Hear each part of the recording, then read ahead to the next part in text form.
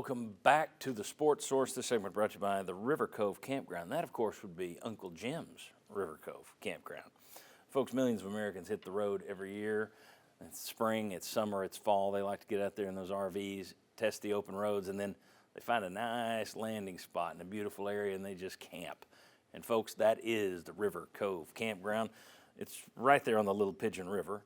It's got unbelievable premium amenities that you can check out at that website that you see right there. You're going to be blown away by what's available there. Not to mention, you're 10 minutes from every attraction in the Smokies. Uncle Jim's River Cove Campground. All right. This stuff was happening last December during the playoffs, with this kid included, but not just this kid. They were trying to get more money out of Tennessee, and other players on playoff teams were trying to get more money out of playoff teams before the playoff games. They were trying to leverage playoff participation because, do you know why? You want to know what the explainer was? The explainer was, well, our client, half these folks don't know the I comes before the E in the word, but hey, our client is being paid X amount of money to participate in 12 games, maybe a 13th if you make the conference championship game, but you guys made the playoff. He should make more money. This is the kind of BS that's happening behind the scenes. All right, that's Josh Pate earlier this week talking about a lot of different players asking for more money before the playoffs, but he included Nico in that, and that took off. Lane Kiffin was asked about the Nico situation. He had an interesting, almost, and you know what I think of Lane Kiffin. This might be the most adult answer I've ever seen him give. So all these comments are made in this instance about a kid, and we don't even have the facts to know if this stuff and the narrative out there is even true. I don't think it's really fair to take shots at him when all the facts and details of the situation aren't out there and seem to just be more in favor of the program side, which we're able to have big voice as a program when a kid leaves or something because we have much more access to the media and controlling the messages than the kid does. I don't argue with any of that. That's true. Wow. Now, Nico, for his part, got a little tired of hearing all this, and he broke his silence this week with a couple of Instagram posts in reference to the idea that he was asking for more money, and then the story kind of took off that he had thrown the playoff game. So he put on Instagram, damn, I tried to sit out and throw the playoff game too? These boys just make me laugh, man, ain't no way. And then he says, me and Navy Schuler talking about, I'm going to throw this game real quick. That's where it goes too far. I don't think it's too far to say they were looking for money. I think everybody knows that. They're going to say that's not true, but we all know it is true. We'll get into that. But in terms of the rest of this stuff, now you're hearing that, well, this wasn't the only practice he missed. I heard that this week. And all these stories are coming out asking for money. He was a bad guy behind the scenes. And I just wonder, Tyler, as of 2 weeks ago, all I heard was he was a great leader and a great kid, and they all loved him. How come we didn't hear any of this 2 weeks ago? How come he leaves and suddenly the barn doors open and all this other stuff runs out? It's why I'm a skeptic of anything I hear from anybody. That's why I don't trust it, whether it's coming from his camp or Tennessee's camp. Isn't it typical, though, that this usually happens? Everything's great in a relationship, and then you break up with somebody, and then it's, well, they didn't shut the door behind them. They didn't fold the laundry right.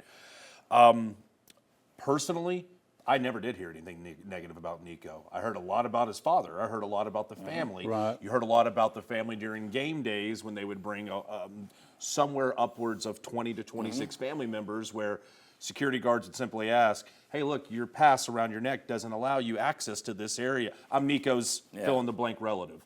And it's like, I don't know what I'm supposed to do here. Yeah. But that's family. Stories. That's not. I've not heard that he was skipping practice and throwing games. We have the opportunity to talk to a lot of players that have graduated since Nico have been there, and they echo those sentiments. The entourage at times could get loud. Yeah. Nico himself would try to block out that noise and go, guys, let's move forward and let's focus.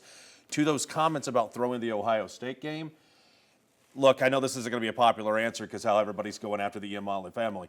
Nico's last game in a Tennessee uniform, that didn't look like a guy who was out there throwing that game. He had a cracked helmet and was putting his body on the line. I'm not rah-rahing it, but nobody wants to rewatch the Ohio State game. We ended that. Yeah. Our show the next day said, well, the only guy that looked like he belonged to be out there number 8 was Nico Iamaleava. He wasn't great, but he did take a beating. Was he playing defense in that game? They were down 21-0 before they could blink. Touchdowns left and right, and he scored a rushing touchdown in that game, but before the half, no. I mean, I don't know. Missing practice, was it an excused absence? Did he not show up? I didn't hear. Nobody any heard about it. anything about it until this week. That's What my came issue. out was he was not enthusiastic about the actual NIL aspect of autograph signing, public appearances, and they were very frustrated about that. And that I'd heard, but Right. you hadn't heard That's- it. It had been a whisper in the wind. Exactly. We had heard so much. Which did you hear more of? He's a great leader and a great team guy, and everybody loves him, or he didn't show up for some of these appearances. Exactly. That's my only issue. I'm not saying that some of this isn't true. Everybody's piling on at this point. We said last week, eventually he's going to come out with his side, and everybody's going to get mad when he does it. But right now, you are hearing one side, and it's gotten to insane levels if we're talking about him throwing football games. Yeah. I think there's a differentiation. I think there's the media, and you have to take those reports with a grain of salt. Are they a message board? Is it general? Like the whole throwing the playoff game, that was kind of put out there very general. And it also could have very well been confused with them wanting more money in the winter. Maybe not necessarily to skip the playoff game, but hey, we want more money anyway. Also, he said, the contract was for 12 or 13 games, because you played a conference championship game. Well, that would be the 13th game because they didn't play the conference championship game. So how is that the reason why we're going to potentially skip? And another thing is, right now, and the media is guilty of this, that it's going to fans are going to run with it if you put a pile on, a negative towards Nico. So that's going to be, you're viewing it as good business. Let me pile on. I know this is going to be really negative. Fans are going to jump on it. And the fans, to me, that's where I have a bigger problem with it. The fans saying that he was average and all the stats and stuff like that, I think that's fed into the reports of them, putting that stuff out there. I'm somewhere in the I don't have a problem. Like on this show and on my Saturday show, I referred to him as Nico Iamaniava. But that was before he was leaving. But the reason is they were asking for money. They were asking for money last December. They wanted money, and we'll get into this. But that's fair, I feel, because they are asking for cash, and we know that. I'm seeing stories, I don't just go read the message boards. I'm seeing people refer to, they're throwing games. And now that person may be referring to a message board, but that's where it's on the media. We do what I just said. That's crap. Yeah. If you don't just put it out there, I don't know, I'm just hearing. Shut up. Yeah. Hey, Either you know it or you don't, is kind of my view. And you need to say where you are in this. I just saw this on a message board. Or this is on a message board and that's nonsense and crap. It's too much. I'll take a piece of advice Somewhere from you. before. Josh Pate, what he just said, how we opened this segment, that's a lie. That did not happen. Nico did not ask for money, and there was not a threat about being held out before he went into the college football playoff game.